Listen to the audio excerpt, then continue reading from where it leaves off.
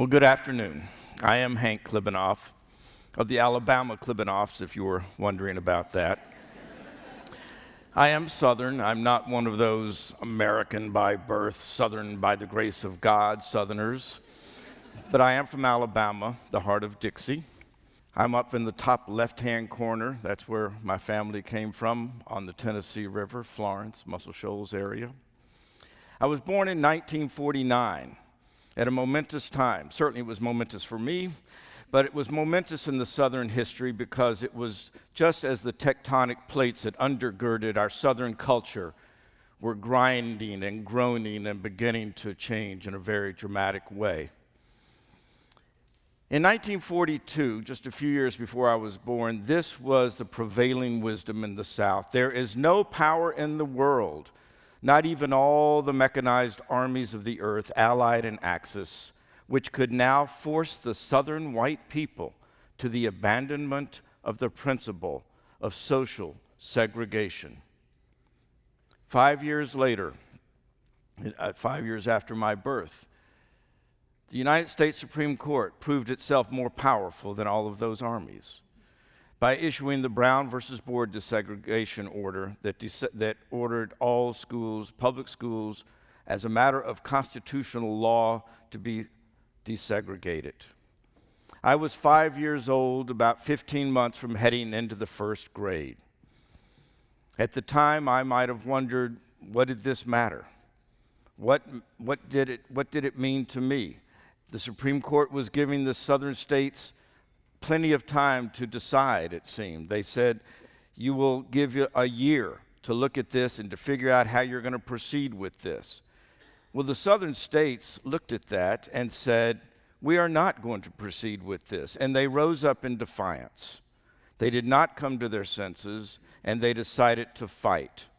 And indeed they did. So that a year later, the Supreme Court decided to issue another ruling that said, since you did not come to your senses, we are going to implement Brown versus Board.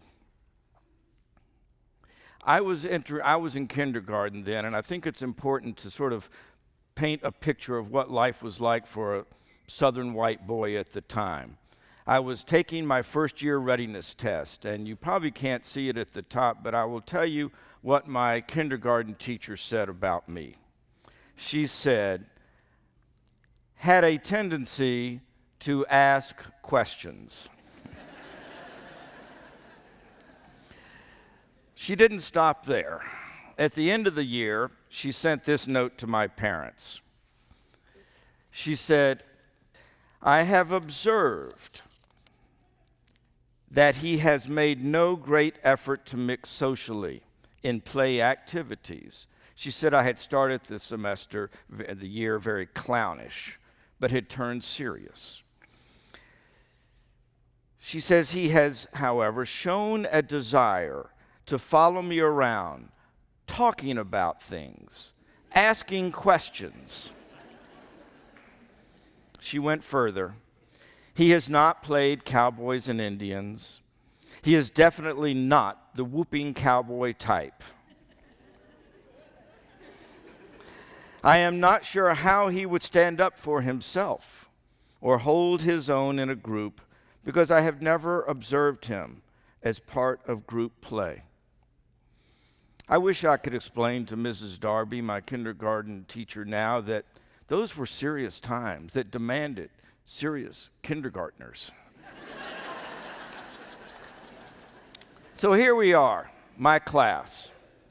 This picture was taken on May 28th, 1955. Now, if the United States Supreme Court had decided enough is enough to the South, you must right now begin implementing Brown versus Board, you must begin desegregation, this might well have been the last all-white school picture that many of us would have been in. But the South didn't comply. It resisted. And over the next 3 days, the Supreme Court issued its ruling. However, it gave the South wiggle room. Brown versus Board ordered the South to desegregate at all deliberate speed. and we can get for every one of you a different definition today of what that meant. And so the South took advantage of that and resisted. And it was a bloody, deadly level of resistance. And that resistance was fueled by lies. Lies about the superiority of white people. Lies about the behaviors and predilections of black people. Lies about everything. And those lies worked because it was not until 1966, 12 years after Brown, that my school system in Alabama was finally desegregated, and I was a junior in high school. It was about that time that I was very much beginning to get interested in newspapers. I read newspapers. We got 2 delivered to my house, and I delivered a 3rd one. And I was reading newspapers all the time, the Southern Alabama newspapers. And I have to tell you that they were not great role models of journalism. They didn't ask a lot of questions. They didn't demand a lot of answers. They did not challenge orthodoxy. They did not challenge the lies. They did not hold people accountable. And as a result, life just went on, as it always had. But I was determined to pursue a career in journalism. So I became editor of my high school paper. After that, I took that on to a career in journalism in Mississippi, at newspapers there, at the Boston Globe, at the Philadelphia Inquirer, and later at the Atlanta Journal-Constitution, more than 35 years. When that was all done, and I was ready to move on to something else, I got involved with a group of journalists across the South who were examining unsolved, unpunished, unresolved civil rights murders, racially motivated murders from the civil rights era. These were not necessarily activists. These were just people who were living their lives, who crossed the line, and sometimes it was an ever-moving line.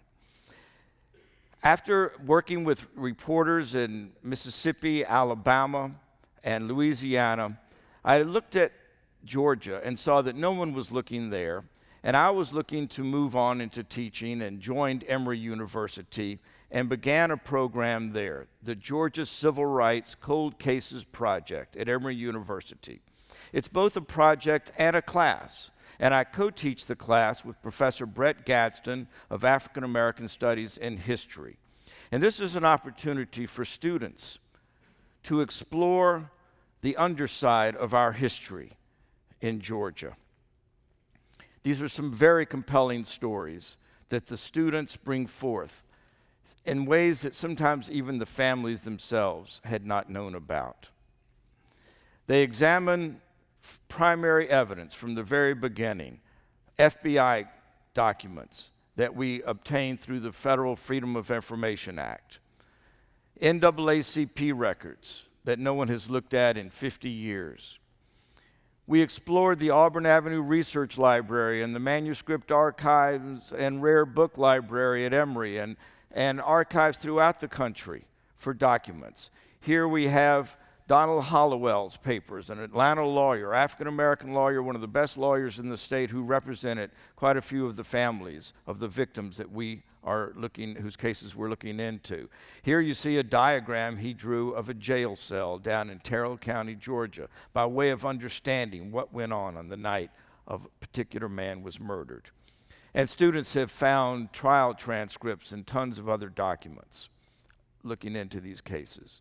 So I want to tell you now about James Brazier, one of the people whose lives we have examined and sadly whose death we have examined. James Brazier was 31 years old in 1958. He had been honorably discharged from the military. He was a father of 4, and he was a hard-working man. He worked 2 and sometimes 3 jobs. His wife worked 2 jobs, and there's one thing that James Brazier liked, and that is cars.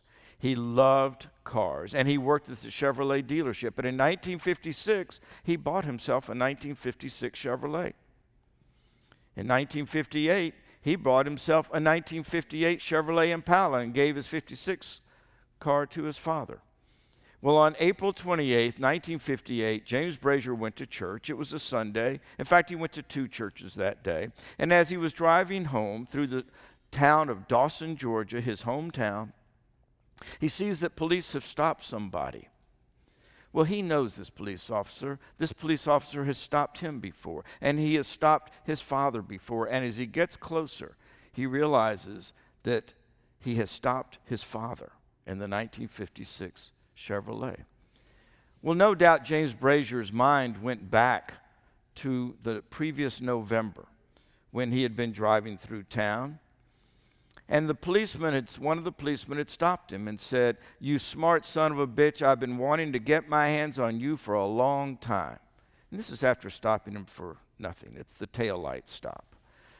Mr. Brazier said, "Why you want me for?" And the police officer said, "You is a nigger who is buying new cars and we can't hardly live. I'll get you yet." So on this day in April 1958, they had their chance. After he walked up to his father's car and saw the policemen were stuffing him into the car and accusing his father of being drunk, even though his father had been in church all day too, James Brazier walks up and wants to try to calm things down, wants to encourage his father just to get in the car and go, but he makes one important mistake. The first words out of his mouth were an imperative. "Don't hit my daddy. I'll help you get him in the car." Well, that crossed the line. The police officer took his father to jail and said, "We will see you later." That police officer went to the jail, got another police officer, and they showed up at James Brazier's house. This is the house today in Dawson. They pulled him out. They beat him up on the lawn. They hit him with a slapjack. One of them pulled a gun. They brutalized him pretty badly, so much so that when they got him to the jail, they called in a doctor to look at him. The doctor looked at him. He saw blood in his nose, blood in his ear, and heard James Brazier slurring his speech. And instead of sending him to the hospital for more examination or for x-rays, he sent him back to his jail cell. This rises to the level of complicity to a completely different story for the students. This is no longer just police officers who are beating up a man. This is the medical profession that suddenly becomes complicit in this. James Brazier that night is dragged out of his cell. The same two police officers show up. And they said, "You're going with us." He begs them, "Please don't take me out, please don't." And they said, "You're going with us." He tries to buy some time. He says, "Let me get my shoes." And one of them says, "You won't need no shoes." A couple of hours later, they bring him back. His Sunday clothes are all ripped off. He's bloodied. He's wrapped in a blanket, and he's thrown into the cell. The next morning, he can't stand. He can't talk. He's all but dead. His wife shows up at the courthouse and the jail, and she sees him, and she is shocked. And she grabs him up, and she puts him in her car with her two daughters and his sister. And she takes him to the Dawson Hospital. And there she sees a doctor at the white coat, and she calls him over. Help me, I've got to get him in here to get help." And the doctor kind of makes his way over to her and leans inside the car and says, "Ain't nothing ailing him, nigger. Ain't nothing ailing that damn nigger but drunk." And walks away. Well, she drives 60 miles, and her daughters later, they said she did it in 30 minutes, to Columbus, Georgia, to the hospital there where they operate on him. But it's too late. He dies of skull fracture. Had the doctor treated him, the first doctor to begin with, he wouldn't have been there to have been dragged out of his cell. He would have lived. The students I'm working with at Emory, and along with Professor Gadsden, have explored this and quite a few other cases. I just want to give you a quick picture of the students. It's a wonderful group. It's a very diverse group, and they come at it with a passion and sometimes an outrage that we almost have to temper, because we want them to approach this both as journalists and historians. I've bred as a historian, I'm a journalist. We want them to sort of temper that in order to get a clear-eyed view of what went on. So among the things we look at, and we try to approach it somewhat scholarly, the car, for example, James Brazier killed over his car. The students have examined what was black consumerism like in the late 1950s. What did it mean to be a black person and to own a car? We look at the police, and this is pretty fascinating. And of course it has echoes to today. And we look at what it meant to be a police officer, and where did the police officers come from at that time?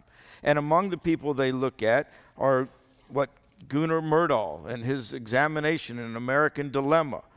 What he wrote then was the typical Southern policeman is a low-paid and dependent man with usually little general education or special police schooling. His social status is low. Almost anyone on the outside of the penitentiary who weighs enough and is not blind or crippled can be considered a police candidate. And then he adds, this weak man with his strong weapons, backed by all the authority of white society, is now sent to be the white law in the Negro neighborhood. So you can see how the police officer was in the vanguard of the white elite's efforts to keep the poor people divided. Our students are not trying to catch the evildoers, though if they're still alive, in most cases they're not. We will absolutely put this on our website. They're trying to understand the why of the Jim Crow era.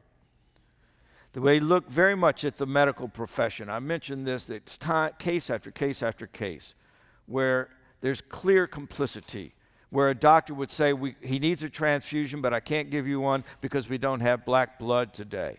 Or a doctor seeing a man completely writhing and screaming in pain, turns to a police officer in the examiner room and says, I think he's putting on. So why are we doing this? Well, there are many reasons. It's not uncommon to hear in the South people will say, that was a long time ago, let bygones be bygones, people have moved on. I'm here to say, and you know this, they have not moved on. People carry these scars on both sides for decades. And if we think they've moved on, how do we explain Ferguson? How do we explain Staten Island, North Charleston, Tulsa, Cleveland, Baltimore? We have to understand that this echoes throughout our history. My belief is that until we stop and begin talking about this history and recognizing the truth of this history and acknowledging it, admitting it, confessing it, conceding it, and apologizing for it, it will be very difficult to move forward.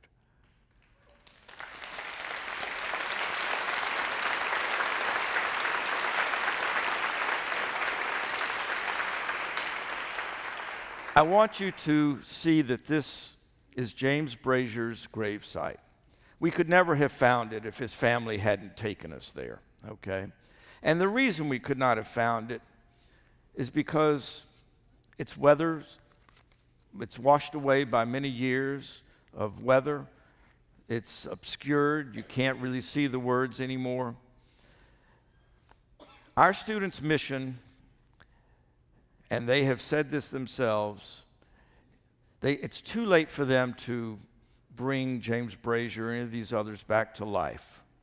But it's not too late to give their lives meaning. So thank you very much.